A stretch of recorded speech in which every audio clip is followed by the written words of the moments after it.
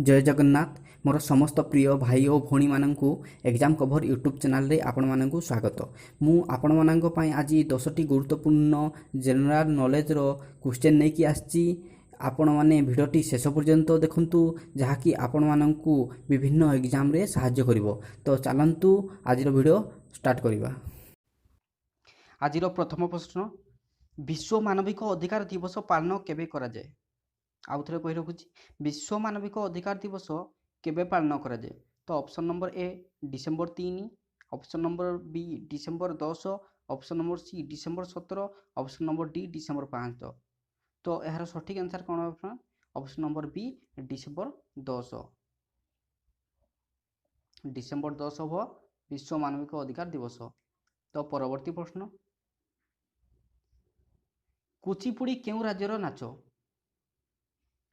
Friends मु कही रखुच्छी, प्रत्येक राज्यर गोटे गोटे क्लासिकल डांस थाए, जमती कि आम ओडिशार ओडिसी सेमती कुचिपुड़ी क्यों राज्यर नाच? तो option number A Tamil Nadu, B Kerala, C Andhra Pradesh, D Gujarat. तो यार सठिक आंसर है friends option number C Andhra Pradesh. Andhra Pradesh Kuchipudi Andhra Pradesh रो नाच है कुचिपुड़ी। सेमती तमिलनाडु कौन रही ना भारतनाट्यम, केरल रही कुचिपुड़ी सॉरी कथकली, आंध्र प्रदेश कुचिपुड़ी, गुजरात रो दांडिया तो बहुत फेमस। आउ गरबा जदि क्वेश्चन रे आसे गरबा मध्य गुजरात रो। तो परवर्ती प्रश्न, केउ महिला प्रथमे भारत रत्न ग्रहण करथिले? आउ थरे केउ महिला प्रथमे भारत रत्न ग्रहण करथिले? तो option number A Pratibha Patil, option number B Kiran Bedi, option number C Indira Gandhi, option number D Putli Bai. तो यार सठिक आंसर हम friends option number C Indira Gandhi. Indira Gandhi प्रथम महिला भाव में भारत रत्न ग्रहण करथिले। तो प्रतिभा पाटिल कौन सांग मैंने मुझे आपको कही रखुच्छी, प्रतिभा पाटिल हेले आमर फास्ट ओमेन प्रेसिडेंट है, प्रथम महिला राष्ट्रपति। तो सेमती किरण बेदी मध्य आपनकर प्रथम महिला आईपीएस ऑफिसर है। आ पुतली बाई तो आपण मैंने जानते महात्मा गांधी माता नाम है पुतली बाई है। तापर परवर्ती प्रश्न जीवा, आंतर्जातिक श्रमिक संगठन केबे बसीथिला? आउ थरे आंतर्जातिक श्रमिक संगठन केबे बसीथिला? 1919 मसीहा, 1945 मसीहा, 1949 मसीहा, 1950 मसीहा। तो यार सठिक आंसर हम ऑप्शन नंबर ए 1979 मसीह आंतर्जातिक श्रमिक संगठन बसीथिला। तो आमे श्रमिक दिवस गोटे पालन करिथाउ हैला, से डेटटा हेले केते ना मे 1। याकू वर्कर्स डे लेबर डे नाम नामित करा जाय। तो यार गोटे जो 2020 रिसेंटली जाइए मे 1, तो गोटे थीम रखा हैतिला एई डे पई। तो थीमटा कोन ना maintaining safety and security at the work place. यह थिला 2020 रो मे जो लेबर डे रो। हाँ फ्रेंड मु कही रखी कि यही 5-7 मिनिट्र वीडियो आपण मानकु निश्चित भाव में सफलतार पहुँचेब। तो आपण मैंने भी अभ्यास कर दिंतु कि ये 5-7 मिनिट्र वीडियो निश्चित भाव में देखिकी ही शोबे।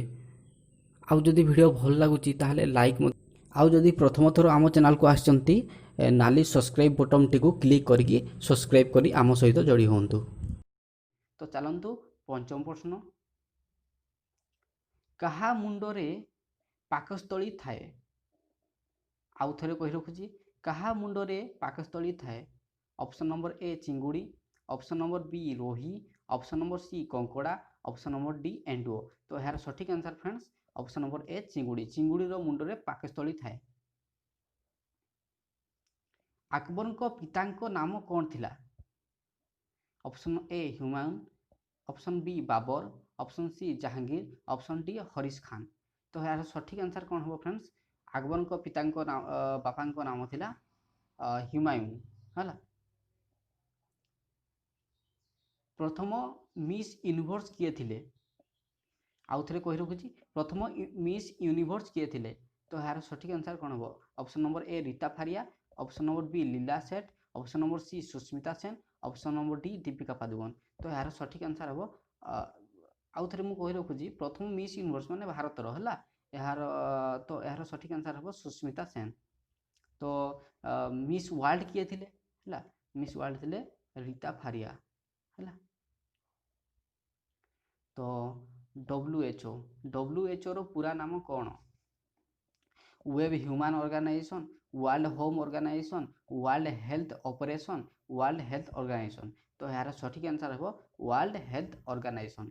यह केबे मसिया रे तमने केउ मसिया रे गठित होइतला फ्रेंड्स? यह 1948 मसिया रे गठित होइतला। तो यार हेडक्वार्टर कोठी अछि कहि परिबे फ्रेंड्स? ना हेडक्वार्टर अछि हमरो जेनेभा। जेनेभा रे वर्ल्ड हेल्थ ऑर्गेनाइजेशन रो हेडक्वार्टर अछि जाकि स्विट्जरलैंड रे अवस्थित होला।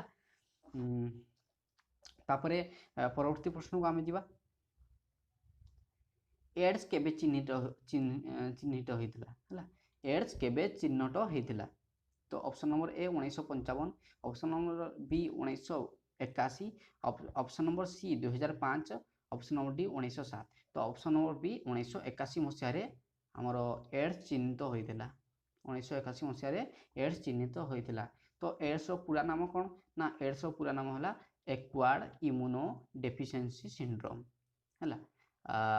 एड्स टा को तमने गोटे भाइरस द्वारा व्यापित है, ताहार नाम होला HIV।